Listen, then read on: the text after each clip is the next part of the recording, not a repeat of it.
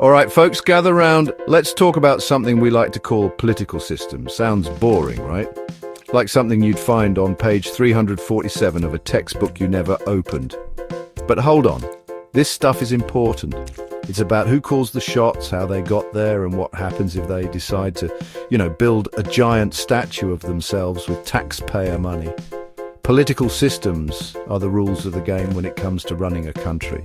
They decide how power is divided, how decisions are made, and how much say, if any, the average citizen actually has.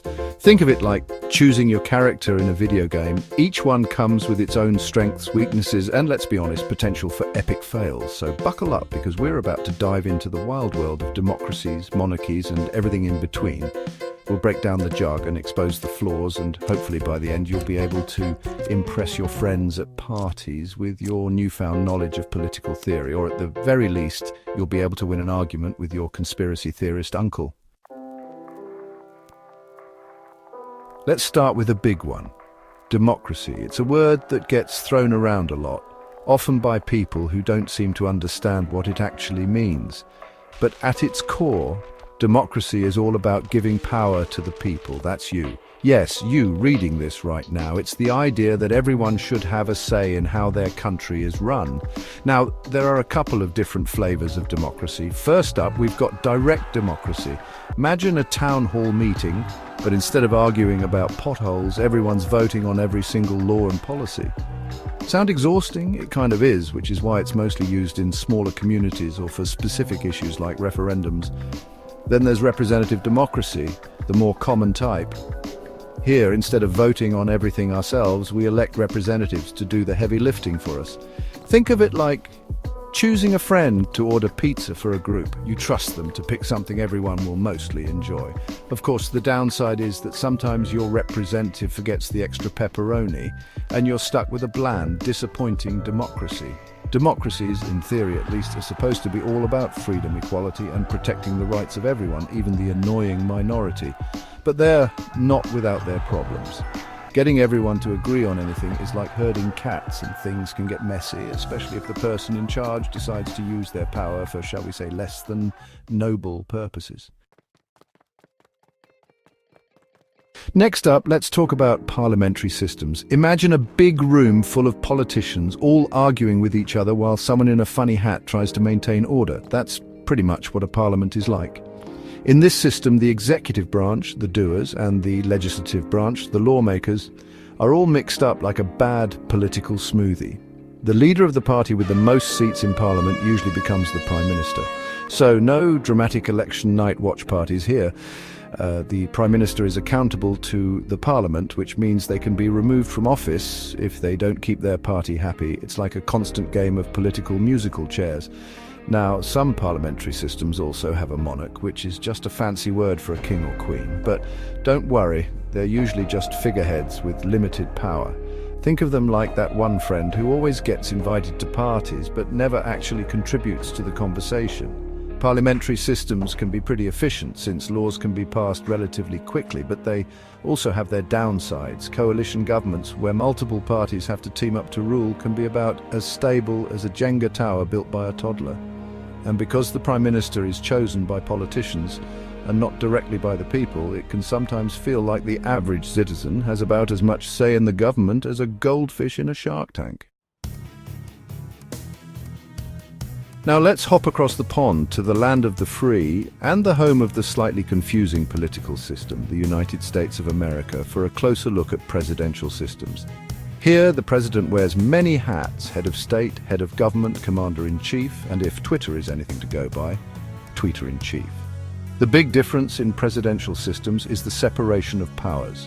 The president is elected separately from the legislature, Congress in the US, and they each have their own distinct roles. Think of it like a game of rock, paper, scissors, but with higher stakes and more people yelling at each other on television. This separation of powers is meant to prevent any one branch from becoming too powerful, but it can also lead to gridlock, where nothing gets done because the president and Congress are too busy fighting like siblings over the last slice of pizza. Removing a president from office before their term is up is also about as easy as teaching a cat to play the ukulele. It's not impossible, but it requires a lot of evidence and even more luck. So far, we've mostly been talking about systems where, at least in theory, the people have some say. But now let's venture into the darker side of political systems where things get a lot less democratic and a lot more, shall we say, interesting. First up, we've got authoritarianism. This is where power is concentrated in the hands of a single person or a small group of elites, and they're not too keen on sharing. Think dictators, military juntas, and regimes that make you nervous just by saying their name. In authoritarian states, freedom of speech, assembly, and the press are about as welcome as a vegan at a barbecue convention. Then there's totalitarianism, which is basically authoritarianism on steroids. Imagine a government that tries to control every aspect of your life, from the news you consume to the thoughts you think. It's like living inside a dystopian novel, except it's real and there's no guarantee of a happy ending. And let's not forget about oligarchies, where a small group of wealthy and powerful individuals call the shots. Think of it like a game of Monopoly, but instead of colorful properties, they're fighting over control of the entire country. These systems might sound scary, and that's because, well, they often are. But it's important to remember that they're not all the same, and they can manifest in different ways. Now, you might be thinking, this is all well and good, John, but what about those countries that don't fit neatly into any of these boxes? And you'd be right to ask, because the world of political systems is about as straightforward as a game of Twister played in a hurricane. Enter hybrid regimes, the political equivalent of a Frankenstein's monster stitched together from different parts. These systems might have some elements of democracy, like elections, but they also have a healthy dose of authoritarianism thrown in for good measure, like restrictions on free speech or a penchant for rigging elections. It's like ordering a vegetarian pizza and finding out it's secretly got pepperoni hidden under the cheese. You think you're getting one thing, but in reality, it's something else entirely. Hybrid regimes are tricky because they can be hard to pin down. They often use the language of democracy to mask their authoritarian tendencies, which can make it difficult to know what you're dealing with until it's too late. Okay, enough with the theory. Let's get to the good stuff, real-life examples.